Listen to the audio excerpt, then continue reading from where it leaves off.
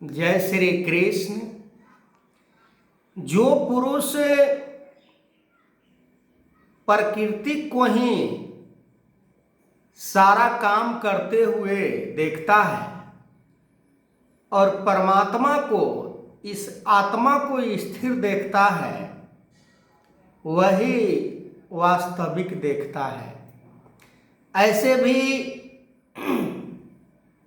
पूरे संसार में परमात्मा अपने आप को स्थिर है। परमात्मा को किसी प्रयोजन से कोई लेना देना नहीं है। क्या बन रहा है, क्या बिगड़ रहा है, ये सारे प्रकृति के अंदर होते हैं, पर परमात्मा को लेश मात्र भी टस मस इधर उधर दाएं बाएं ऊपर नीचे आगे पीछे किसी प्रकार के इसको हिलते डोलते नहीं देखता। वही वास्तव में ब्रह्म को सही सही करके देखता है। परमात्मा को जिसने जान लिया, वो फिर प्रकृति के जैसे उसके मन में किसी प्रकार के कमी बेसी, हानि लाभ, अमीरी गरीबी,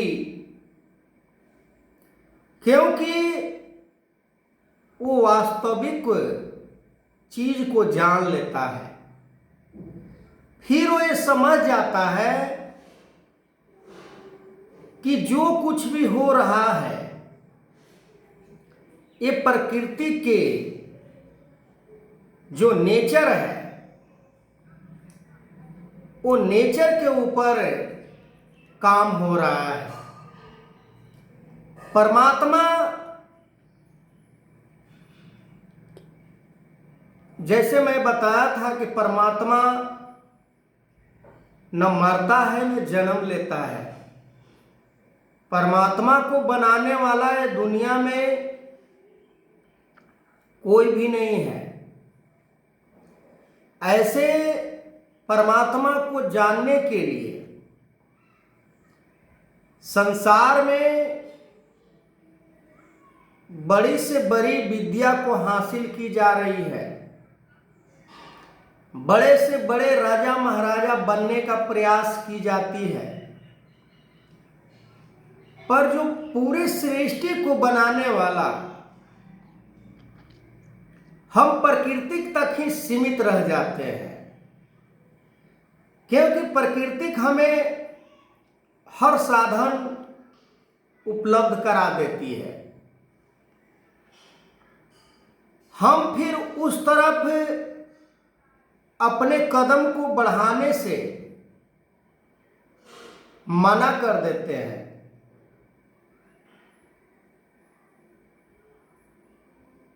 जैसे एक कथा आता है विष्णु पुराण के अंदर कि चार ऐसे दोस्त होते हैं, चार ऐसे व्यक्ति होते हैं जिन्हें स्वयं भगवान अपने स्थान पर लेकर जाने का कोशिश करते हैं, पर वो चारों व्यक्ति का एक सवाल होता है कि क्या हमें संसार के सभी भोग विलास वासना की प्राप्ति होगी? तो भगवान विष्णु स्वयं बोलते हैं कि इससे भी बेटर होगा, इससे भी अच्छा होगा, सब साधन आपको प्राप्त होगा।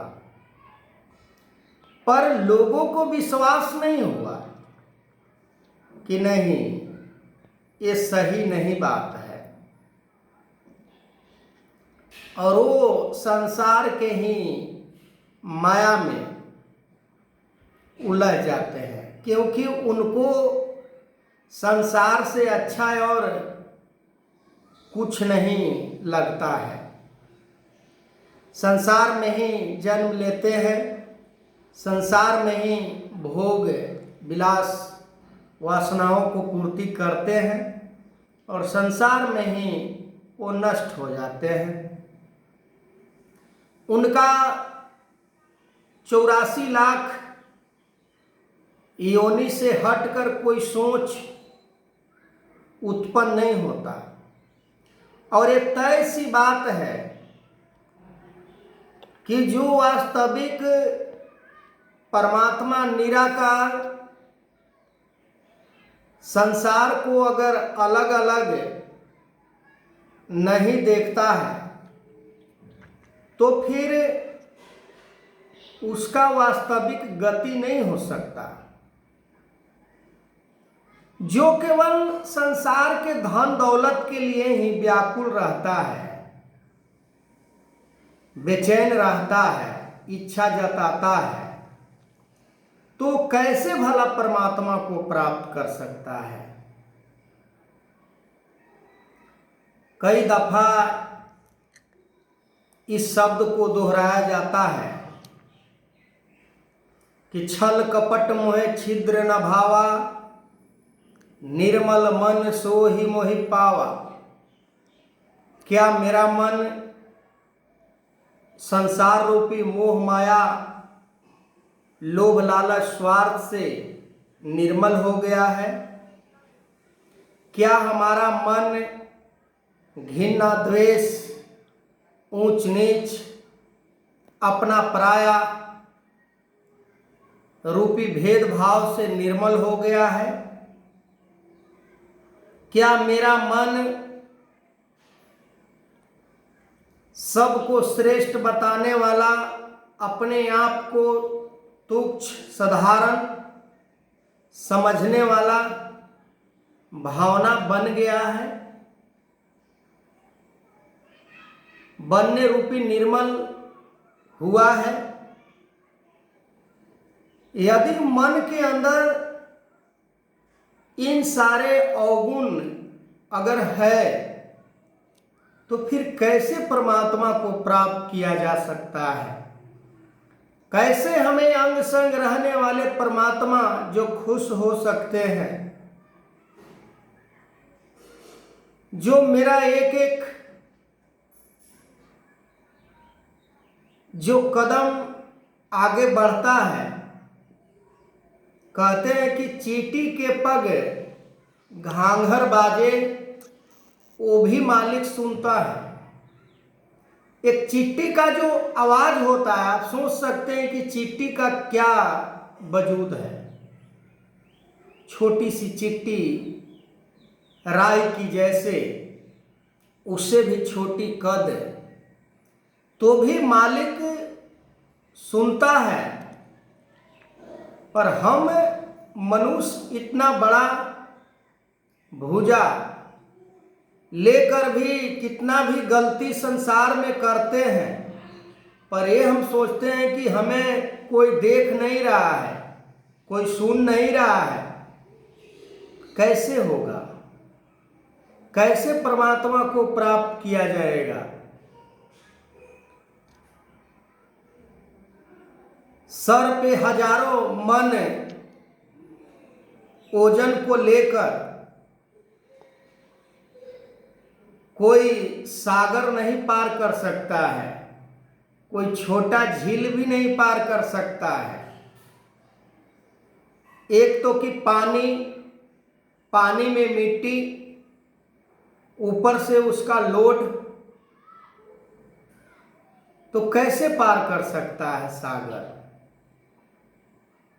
ठीक उसी प्रकार हमारा मन घोर अज्ञानता से भरा हुआ, हमारा मन वासनाओं, इच्छाओं, कामनाओं से भरी हुई, और हम दावा करें कि परमात्मा को प्राप्त मैं करके इस जीवन को मोक्ष दिलाने का काम करूँगा।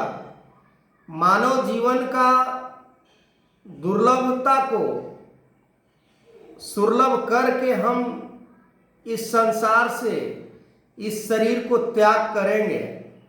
आगे मैं इस वीडियो को कंटिन्यू करूँगा। तब तक के लिए जय श्री कृष्ण।